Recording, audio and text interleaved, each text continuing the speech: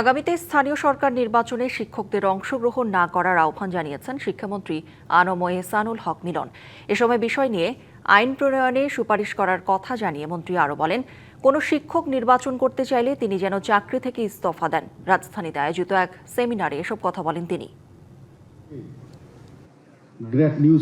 বৃহস্পতিবার রাজধানীর একটি হোটেলে ইউনিসেফ বাংলাদেশ আয়োজিত এক সেমিনারে শিক্ষামন্ত্রী, প্রধানমন্ত্রীর উপদেষ্টা সহ বিশিষ্টজনেরা অংশ নেন। আমরা সেই জ্ঞানটা নিব যে জ্ঞানটা আমাদের নির্বাচনী ম্যানিফেস্টোর কাজে লাগবে। সেমিনারে বক্তারা বলেন, শিক্ষা ব্যবস্থায় অর্থবহ পরিবর্তন এনে শিক্ষকদের ক্যাপাসিটি বৃদ্ধিতে প্রশিক্ষণের পরিকল্পনা নিয়েছে সরকার।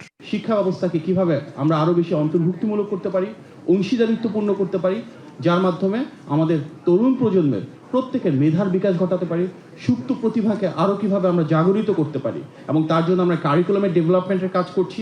আমাদের প্রাথমিকে যেমন 3.5 লক্ষের উপরে টিচার আছে, আমাদের মাধ্যমিকে এমপিওভুক্ত 7 লক্ষের উপরে টিচার আছে। এটাই একটা বিশাল জনগোষ্ঠী। তাদের সবাইকে যদি অ্যালাইনমেন্টে কাজ করাতে হয়, উপরে মন্ত্রণালয়, শেড, ডিপি, এখানে আমাদেরকে অ্যালাইন করে কাজ করতে হবে। নগদ নিয়ে এলো হার না মানা হার অফার। সর্বনিম্ন 10,000 টাকা রেমিটেন্স নগদে পাঠালে থাকছে স্বর্ণের হার জেতার সুযোগ। প্রধান অতিথির বক্তব্যে শিক্ষা খাতের নানা দিক তুলে ধরেন শিক্ষামন্ত্রী। আহ্বান জানান শিক্ষকরা যেন আগামীতে স্থানীয় সরকার নির্বাচনে অংশ না নেন।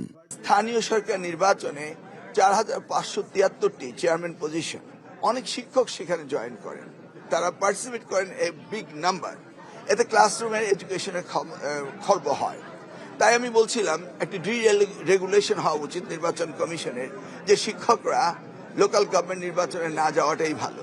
অনুষ্ঠান শেষে সাংবাদিকদের প্রশ্নের জবাবে শিক্ষামন্ত্রী বলেন, এইচএসসি পরীক্ষা নির্বিঘ্ন করতে সকল প্রস্তুতি সম্পন্ন হয়েছে।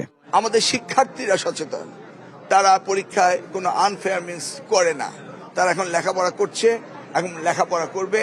শিক্ষামন্ত্রী আরও জানান, চলতি বছর বাংলাদেশের শিক্ষা খাতে 99 মিলিয়ন মার্কিন ডলারের অনুদান দিয়েছে ইউনেস্কো ও ইউনিসেফ। তার সাথে আনোয়ার হোসেন, ডিবিসি নিউজ, ঢাকা।